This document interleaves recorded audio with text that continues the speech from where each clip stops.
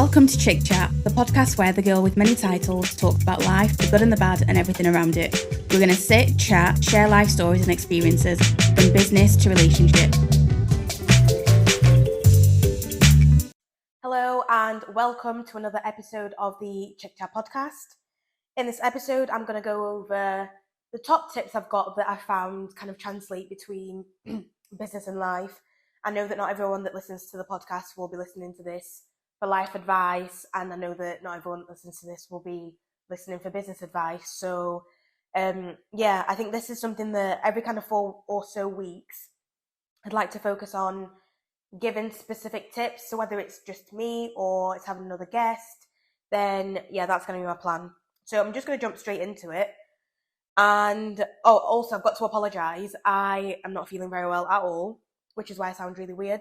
So for those of you that are watching, I'm sat with my cup of tea.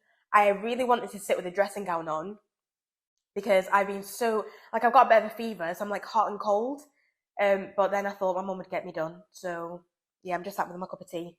And hopefully I will sound normal again next week. Sadly, I do not sound like Phoebe Buffet, and I can't even talk now. Anyway, I'm going to jump straight into it. So my challenge of the week has been, I suppose, getting back. Like I took last week off and a little bit of the week before because I had 2 weddings. So my challenge has been getting back to work, and then after getting ill, being able to manage being ill with getting back to work. That's been interesting so far. Right, so tip number 1. So I've written down delusional goal setting and visualization.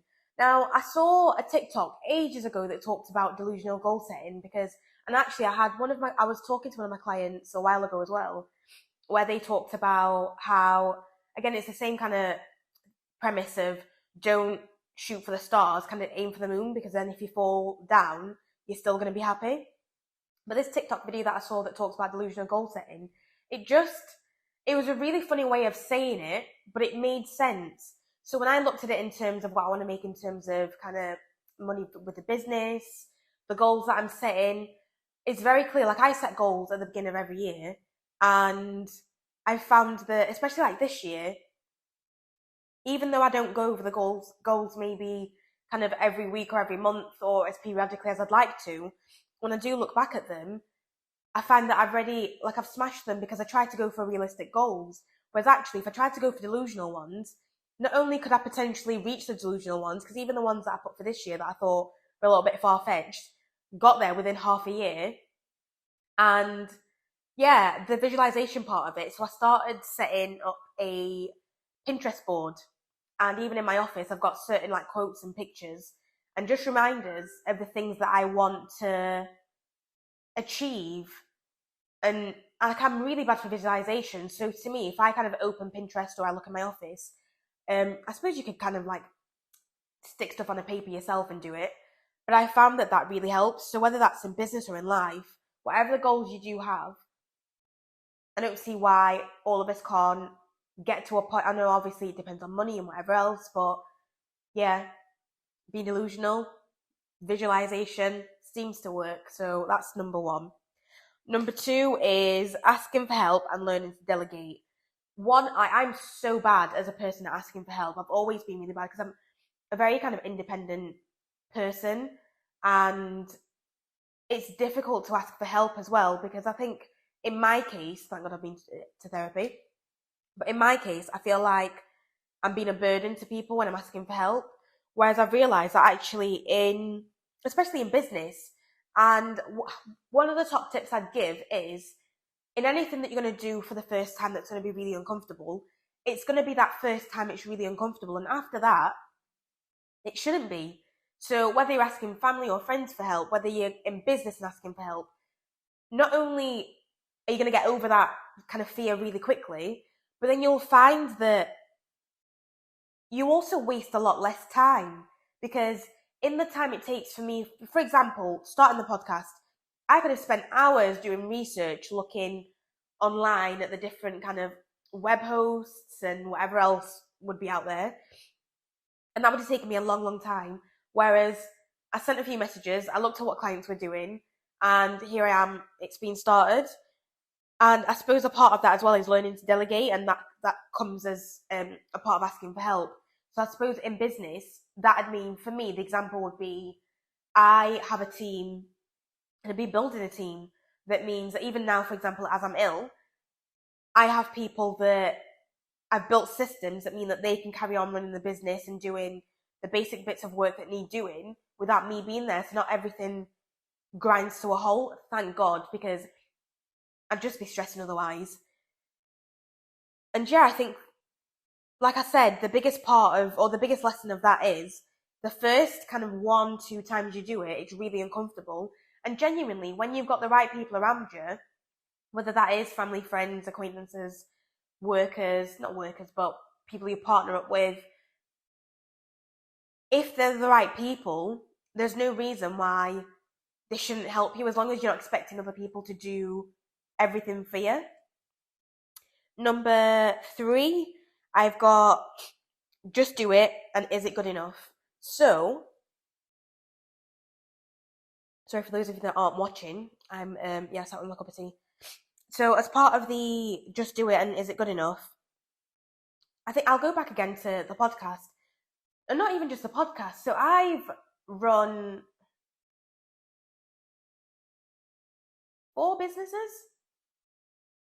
And in all of those, like I talked about in one of my podcasts, most of those were because I needed to do something to kind of help myself out of the situation. Whereas kind of I suppose the podcast is a business, so I want it to be eventually. But in my mind, I had a vision of how I wanted the podcast to look and to be. And then I got to a point where I was like, actually, is what I've got at the moment, once I've asked for help and I know what I need to do, is just getting it started and learning as I go along, is that good enough? With starting the marketing agency, is everything good enough? Because I think, especially if you're like me and you're a perfectionist, you're always waiting for the right time when things seem a bit kind of more in order, seem a bit more perfect. But there's never a time when everything is perfect, because even as you do get started, it's a learning process. So it's never going to be perfect to a point where you're always going to be happy with it, because at some point you're going to need it to change. That is just the law of how things work. And to be fair, actually, is it good enough came from my therapist, because she always used to say to me that I was really hard on myself, and in everything I was looking at doing, because I find it so hard to look back and appreciate kind of the little achievements I've made, even the big achievements, because I'm then always looking towards something else. It is that point of, is it good enough? Because it would make me anxious as well sometimes, because I'd plan and plan and plan. Things wouldn't look perfect, and then it would just induce anxiety. So yeah, number 3 is just get on with it, just get started, and is it good enough to get started? If it is, do it, and then reflect. Work back week on week, see what's happening, see what's working, see what's not. And I think that's also the same kind of thing in relationships. Not that you should settle, but are you getting what you need out of a relationship? I think, again, we can expect certain things from people, and I'd be guilty of this, especially in the past, where you want someone to maybe solve your issues because they're your partner, they are someone that's really close to you, you expect them to have an answer. But sometimes, actually, you also have to go, is what I'm getting from this person good enough? And is it helping me to move forward? Is it helping me to progress? And allow yourself to have that reflection of, are you being good enough for yourself and for other people? So yeah, that one totally works, business and in life. So number 4 is don't let imposter syndrome win. Now, with imposter syndrome, especially in business, one thing I've kind of learned and I've seen is that women especially, I think we kind of hold ourselves to such a high standard that we don't want to look like we don't know what we're talking about. We don't want to look like we don't know what we're doing. So we end up putting ourselves down. Whereas actually, when you look at, I've been in business for nearly 15 years. When you look at men in business, when you look at men in general life, men just get on with it. Men take risks. Men do what they need to do, have their fun, and aren't scared. Especially in business, the one thing I've noticed is, if you were to sit yourself in front of someone that says that they have a particular skill set, you will actually find that most of these people don't have all the know-how you think they have. I've been sat across from people before where I've gone, I can't believe I know more than you when you're supposed to be like a senior figure. So in everything that you do not let imposter syndrome win, because 9 times out of 10, you're taking yourself out of a race that other people were never in. And you can achieve so much by, again, going back to tip number 1, being delusional. Because if you are delusional and you believe that you are the best, and of course you have to be realistic to an extent. Obviously I'm talking about being delusional, so how can you be realistic? But when it comes to being delusional with imposter syndrome, when you are delusional and you stop yourself from letting that little voice inside your head win, you are affirming yourself that you are amazing at what you do. You do have the skill set. And if you can sit down and you can list the skill set you have, what you bring to the table and how you bring that to the table, is that being delusional? No. Maybe you just tell yourself that you are being, maybe it's like me, that you are being delusional, when actually in reality you're just stating facts. So yeah, don't let imposter syndrome win, because 9 out of 10 times you're doing really well and other people don't know what they are talking about. Actually, if I do the last one, just because of where we are, and this is going to be a shorter podcast, what is my middle part? Oh, how am I really? Okay, so how am I? Health-wise, obviously I'm not very well. But mental health-wise, I'd say actually I'm feeling really good. Like, I'd say it's been a bit of a struggle kind of getting back to the normality of work, but at the same time I think I'm starting to notice that I've built systems in place that allow for me to be able to deal with the stresses of life. Like, if I am ill, who can take over doing what do I need to be able to do? And yeah, I think that helps. And obviously, whilst I've been ill, G's been looking after me, which has been really nice. See, I'm at my parents. So I think in terms of even just having the support system that I need, that's really kind of helping my mental health at the moment and will help me feel a lot better than I currently feel. So yeah, I'm doing good, which is exciting. Right, number 5, funnily enough, is surround yourself with people that share your values. And I've put a quote, and the quote says, you are the average of the top 5 people you surround yourself with. So obviously I've just mentioned like my parents and G, but I think whether that's life or business, I look at the people that I'm in business with. So if you haven't worked out your values and you want to work them out, let me know. I can send you a sheet. But whilst I was in therapy, I worked through the sheet, and I've done it with my mum and dad, and you end up narrowing down. And to be fair, actually, I've done it with all of my team as well, just because I want to understand what our top priorities are. And it doesn't mean that your values have to all be exactly the same. It just means that there has to be a bit of an overlap for you to find synergy with the people that you surround yourself with and the people that you work with. Because obviously the people that you are surrounding yourself with and the people you do work with, it's those people that influence your life quite a lot. So my top 3 values in life are family, happiness, and empowerment. Now, in that, the family side of it is I want to be doing things that help me spend more time with family and the people that I love. Now, that family doesn't have to mean it's blood family. That would be my closest friends, the people that I see as family. Happiness, and again, I use these values for business and in life. So if whatever decision I'm trying to make does not aid me in spending more time with my family, making me happier, or making me more empowered or empower someone else, shouldn't be doing it. So yeah, number 2 is happiness. And I always think, is this going to make me happy? Whether, again, it's in business or in life, the decision I've got to make, if it's not going to bring happiness to me, whether that's the short term or long term, I shouldn't be doing it. And then the empowerment side of it, again, if I am not empowering myself, I'm not empowering other people, should I be doing it? Now, you don't need to tick all 3 boxes at the same time for whatever decision you're making, but I found that it's helped me not to work with the wrong clients. It's helped me in terms of deciding what to do in terms of like my relationship, and like when I went back to dating, the people I surround myself with, and like the friends and acquaintances and the people I'm closest to. And again, even just kind of like the mentors that I choose and the people that I surround myself with, because if there's a bit of a synergy with some or all of those values, then like straight away I know you're my people.